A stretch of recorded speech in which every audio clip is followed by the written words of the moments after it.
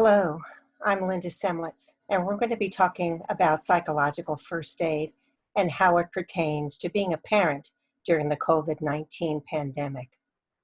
I learned about psychological first aid when I was living in Japan in 2011 during the great earthquake, nuclear meltdown, and tsunami. And we learned a great deal during that time, and I'd like to share some of what the power of psychological first aid can do for you. Set the stage first. I'm part of a team, the psychological first aid team, which is part of Bainbridge Prepares. And here are the members of our team: Britt Gonsolin, Linda Semlitz, Gina Wind, Mary Stowell, Laura Sachs, and all of us are mental health professionals in the community. I myself am a child psychiatrist. So what exactly is psychological first aid? Well, it's a first-line psychosocial support given to yourself and others following a crisis or a disaster. And I think we all can agree that the COVID-19 pandemic has presented all of us with challenges that we never could have imagined. Many of you, I'm sure, are trying to manage working out of the home while homeschooling your children, and sometimes in rather small and confined spaces. And it's providing challenges to all of us. And why is psychological first aid important?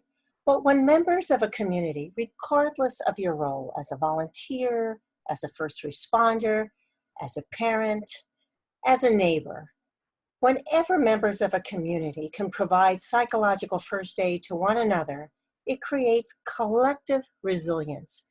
And this helps mitigate the effects of trauma and stress and helps promote recovery. And when can you use psychological first aid? Every day. And who can do it? Everybody can do it. You don't need to have any mental health background. You don't need to be a professional. You as a parent can engage in using psychological first aid all day, every day at home. So why are we trying to do psychological first aid at home? Well, we know a great deal going way back to World War II and the Blitz. And Anna Freud, who was the youngest daughter of Sigmund Freud, did an interesting study, and she learned that the strongest predictor of children's mental health during the serious war blitz was the security and the comfort provided by being a mother figure who was calm, collected, and was able to provide a sense of security, predicted much better results for these children. So how do we do psychological first aid? Well, the World Health Organization makes this very simple and brings us down to three main areas: look, listen, and link. When we look, we're observing ourselves and others for safety and stress.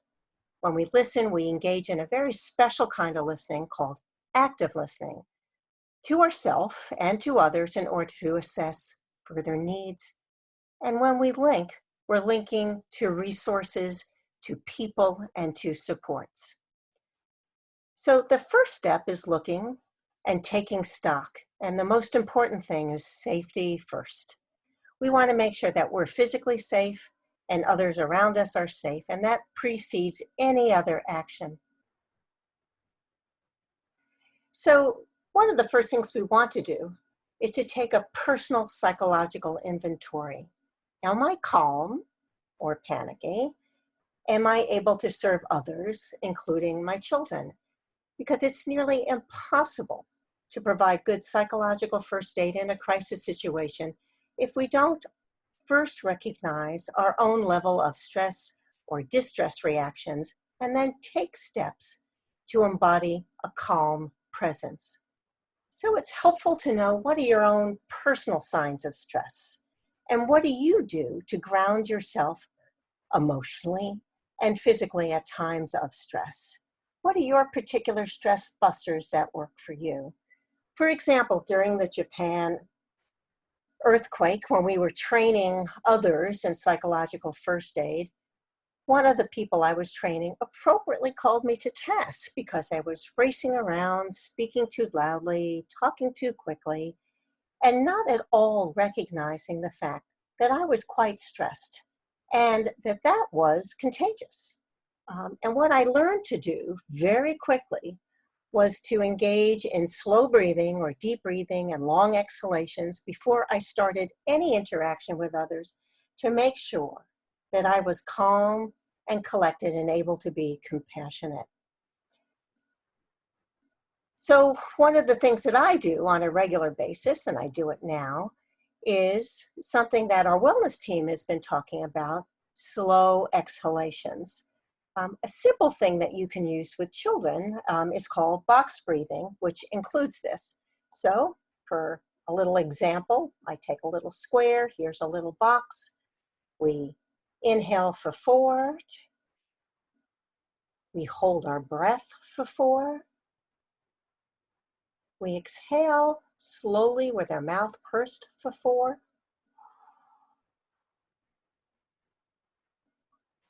and we hold our breath again for 4. And we do this 2 or 3 times. The most important part about this is a long, slow exhalation. That's preferably longer than your inhalation. And when we can, if we purse our lips or pretend that we're blowing out through a straw, it helps trigger our pressure receptors in our chest, which then helps send a signal to our brain and our parasympathetic nervous system to slow things down, to slow our heart rate, our breathing, and get us very settled. So that's a great thing to do. Check on yourself, get yourself in a calm place. If you're able to then say, I'm safe, I'm calm, then you're ready to go to the next step. And if you and those around you are safe and you are calm, you can then begin to observe the stress responses in yourself and in others. So what does stress look like in children? Well, we all know that we wear stress in our bodies.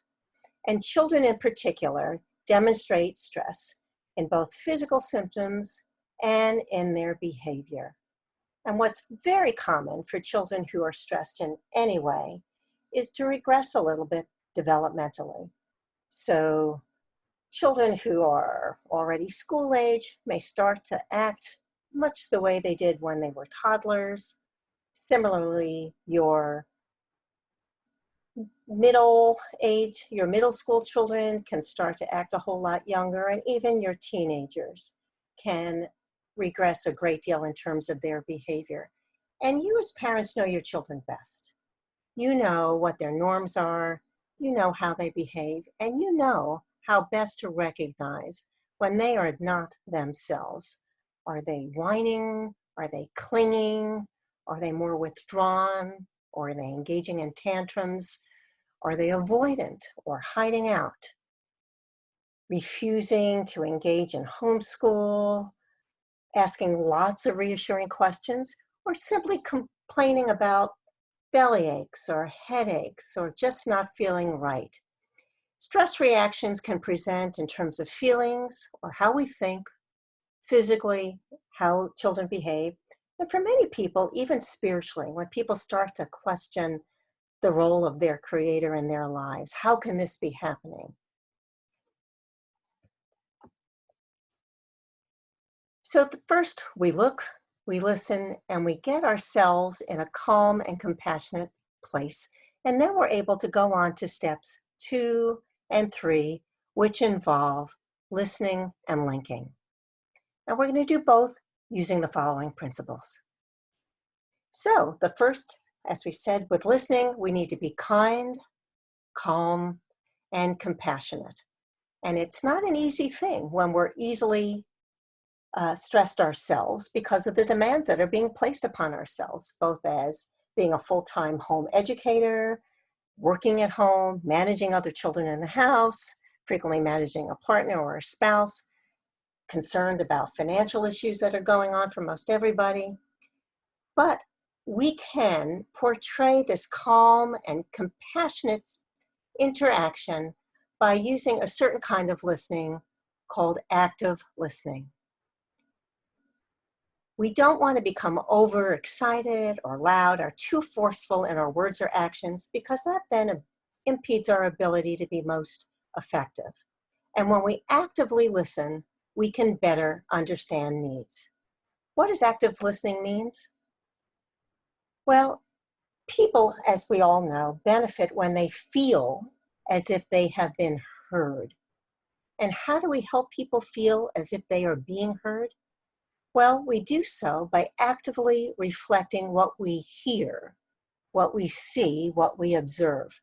And in children, it's no different. It's always about your child's story, not about your story. And it's not about giving advice or directives. So a good place to start is to paraphrase. For instance,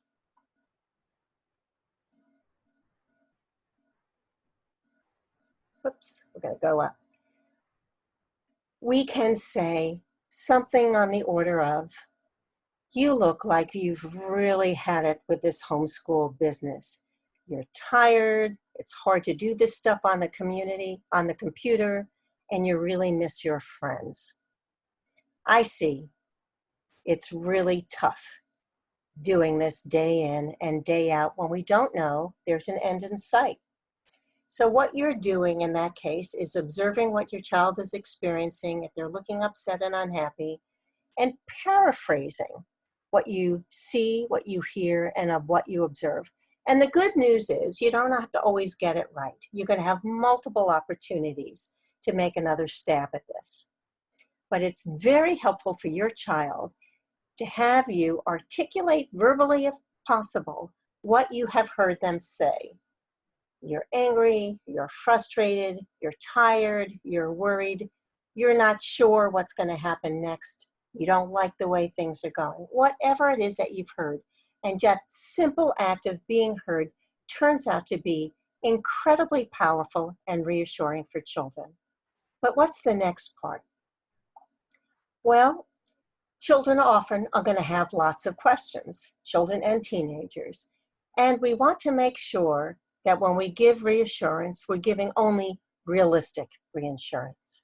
Example, washing hands and social distancing or wearing a mask when we go outside gives us the best chance to protect ourselves and others from this virus. We want to give information that's accurate and timely, and we only say what we know is true when we know it's true. We don't want to engage in false reassurances. "Oh, I'm sure everything will be fine. You're young and healthy, so nothing's going to happen." Well, we don't know that. And we do know that children have been getting ill. And we do know that other people are getting quite ill, and that many people have died. So what we don't want to engage in is to tell kids that everything's going to be okay when we don't know that things are going to be okay. But at the same time, we can say that you as a parent, I'm here to take care of you.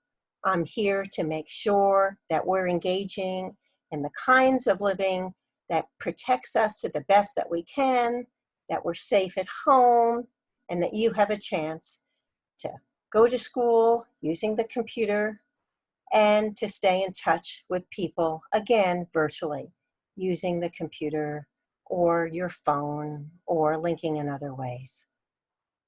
So this comes back then to linking, and that involves encouraging good coping and connections. And we do want to recognize ineffective coping methods in ourselves and in others. So for instance, if we're engaging in an unreasonable level of isolation and avoidance, or if adults are tending to self-medicate too much with marijuana or alcohol, that's not positive coping. So we need to watch ourselves. Likewise, if our kids are withdrawing from usual pleasant activities, or they're afraid to leave the house entirely, or they're engaging in too much computer gaming, then we know that that's negative coping. So what are some of the things that you can do as parents? Well, you've all heard that it's helpful to have a schedule to allow for school time and break time and pleasant time. You want to encourage your kids to be able to play virtually when possible. There are lots of online pro-social games, card games, virtual Scrabble, and other kinds of things. It's sometimes helpful to set up play dates with friends when you're able to do so, or to be able to go for walks in your community while staying at least 6 feet apart and wearing a mask. Coloring and drawing and journaling and spending time out in the garden. These are all kinds of things that one can do, as well as spending times with pets. Now, we have lots of resources, including some articles on psychological first aid and parenting, and psychological first aid in general, on Bainbridge Island COVID-19 recovers. It's a great website. There's some wonderful resources on Bainbridge Prepares as well. If you go to the teams and then look at the psychological first aid team, you can look at all the posts that we've created and the resources. Likewise, there's lots of apps that you can use as a parent to make sure that you are in the right place in order to be able to manage your children day in and day out. So some of these apps including Calm, Headspace, and Breathe. We've talked a little bit about box breathing that you can do, and you want to reflect on your personal support resources and stress busters. We need to be able to take care of ourselves first so that we can take care of our children as well. And they're going to be pretty needy right now. It's also really important to know when you need to seek help from a professional. So if you witness in your child or in the other adults around you a sense of hopelessness or statements that I'd rather not be alive or suicidal ideation, it's time to get help from a professional. There are lots of resources on Bainbridge Island, including the Bainbridge Island Psychotherapy Guild, or talking to your primary care doctor, your pediatrician through telemedicine, or going in for a visit. The crisis clinic number is listed right here, and they do an excellent job, 360-479-3033. And there are specialists on the island, child psychiatrists, adult psychiatrists, and nurse care practitioners, as well as psychotherapists. So if you'd like to know more about how to practice self-care and psychological first aid daily, you can take an online training. The one that's listed here is provided by the National Child Traumatic Stress Network, but there also happens to be a very good training by Coursera. Johns Hopkins has prepared one that's free, and the National Center for Post-Traumatic Stress Disorder. These trainings are on the long side. Likewise, if you or your community or your neighborhood would like a little bit more personalized and longer psychological first aid training, you can contact any of us on the PFA team and we can arrange to provide a Zoom training for your group or your neighborhood or your volunteer organization. So take care of yourself. In order to take care of your children, you're going to need to make sure that you're, as well as possible, managing your own stress, staying as steady as you can, as compassionate as you can, engaging as much active listening as you can, and getting help if you need some outside help. So stay safe, stay well, and take a look at our resources. Bye-bye.